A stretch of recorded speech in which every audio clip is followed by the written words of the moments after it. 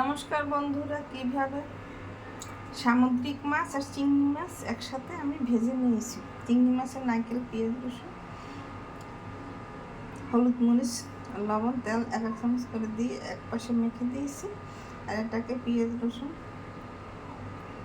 মরিচ, লবণ আর তেল দিয়ে মেখে দিয়েছি। আমার কলা পাতায় 1 পিঠের মাছ ভাজা হয়ে গেছে। এখন আমি আরেকটা পাতা দিয়ে ঢেকে এইভাবে ফিরিয়ে দেব।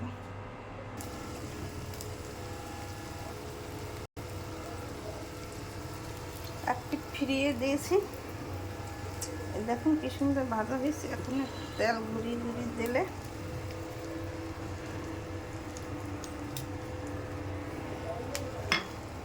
ভাজা হয়ে যাবে, তৈরি হয়ে যাবে। সামুদ্রিক মাছ আর চিংড়ি মাছ, 2 প্রকারের মাছ আমি ভেজেছি। এইভাবে আপনারা কলা পাতায় মাছ ভেজে তৈরি করে খেয়ে দেখবেন, খেতে অনেক সুস্বাদু লাগবে। দেখুন, দেখতে কত সুন্দর হয়েছে, খেতে খুব টেস্টি হবে। আমার চ্যানেলটাকে লাইক, কমেন্ট, শেয়ার করে পাশে থাকবেন। ধন্যবাদ।